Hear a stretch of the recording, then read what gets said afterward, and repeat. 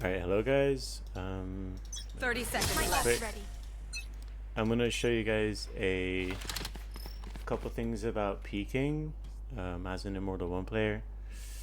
First of all, there's two important things you have to pay attention to when you're like lower ranks and you're learning more about peeking, which is the distance from peak, because in Valorant when you move left to right or right to left, whatever, it takes a little bit of time before you're at the top speed. Like you have to accumulate the speed first. So imagine if I'm peeking like right here, so they can't see my body yet, but now they can. I'm actually peeking slower than if I'm taking a little bit more space to swing fully. So for every swing you want to do is get a little closer get a little further from the edge so you can accumulate enough speed. Not every swing, there's a couple swings where it's okay to peak like that, but for the most swings it's like that. The next one is the distance, because how it works is that if there's, how am I going to showcase this? Okay, so there's a ping here, right? It's 10 meters or 12 meters. Good, 10 meters. So if I'm standing 10 meters away from the angle and I see someone on the other side and they're standing 5 meters away from the angle, On my mark. Technically they can't really see that much of me, but I can see more of them. If I move further to 11, Here. I'll see more of them. So actually, who has the advantage of the distance has an advantage overall. So the further away, kind of the better. This doesn't count for everything, because in beat main example, there's often a guy here, right? So you want to peek him. But if you want to get the angle advantage, you have to stand like even further than this. But even so, you're against a wall, which just makes you slower. When you're peeking, you want to focus on using only DNA, like this, side to side. So if I'm playing against this, like if I'm playing like this, it would be fine. But I'm aiming here, so I'm walking into a wall, which is not optimal. That would look very weird as a defender's perspective, just seeing someone like check against the wall like that. That's the first couple things. You can play around with these laws, I'll call them. For example, probably everyone, or at least most people, know the famous pop-in swing created by Pop-in. Basically what he does is he jiggles like this, doesn't even have to fully peek it, just close to the wall, and he just does this. So when the defender, like, he draws his crosshair closer to the wall to pre-fire the next one, of course, and then what he does is he's gonna swing really fucking wide. And then when he does that, the defense is going to be like, wait, what the fuck, I have to adjust like a huge amount. So they're probably going to spray, and that's where Pop-in wins. Because when they spray, he just moves, taps, and he's dead. That's basically how the Pop-in swing works. He actually did a recent video about in what ranks Pop-in swings work best, which is kind of funny. I definitely recommend watching that one. It basically shows like how each rank reacts on it. And funny enough, the hardest one to do it in, or the easiest one actually, is Immortal, because they do tend to go for the headshots, and the hardest one is Gold, because they do often still body shot the enemies. Just for fun. Anyway, other normal peaks. Let's go here. So when I'm peeking, I'm thinking about a couple things. First is I'm pre-aiming my crosshair. I'm taking enough space, so when I swing this, I have full speed and my crosshair is going to be exactly where their head is. When you're new, you don't really know every angle, so like you're going to be a bit off. You're going to be a bit there, a bit there.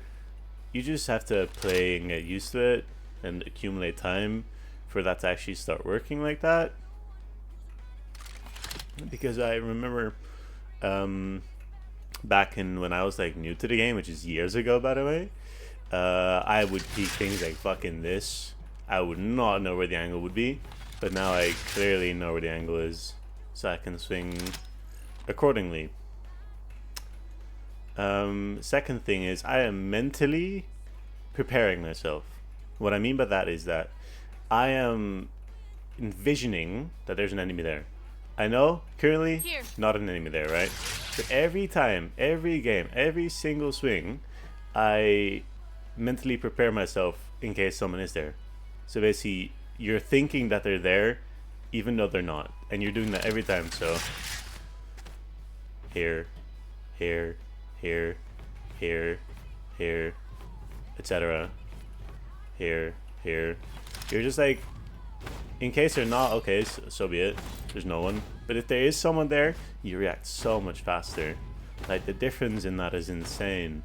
You can react so much faster, and when you're gonna peek someone like this, and you know they're there, and you're taking enough space, you're peeking them at the speed of a fucking Ferrari going at top speed. Like, that is not a peek you can just counter easily. Like, in CSGO, there was Xantari's peek. Basically, he did perfect pre-aiming, perfect swing, and it's just famous because it's unbeatable. It's so strong, it's so fast, and if you manage to get that down in your games, trust me, you're gonna shoot up the ranks.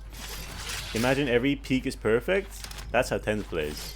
Tens, or so many pros just have the mechanics down perfectly. I'd recommend watching Primi for that, since he's out of my mind mechanically gifted. Like, it's absolutely insane. This guy just peaks and wins. Just peaks and wins. Nothing else matters. He can turn his brain off in rating games and just win. Next is... I've explained the basics kind of really. There's a lot more like game sense wise attached to it. Like, when do I peak? When do I not peak?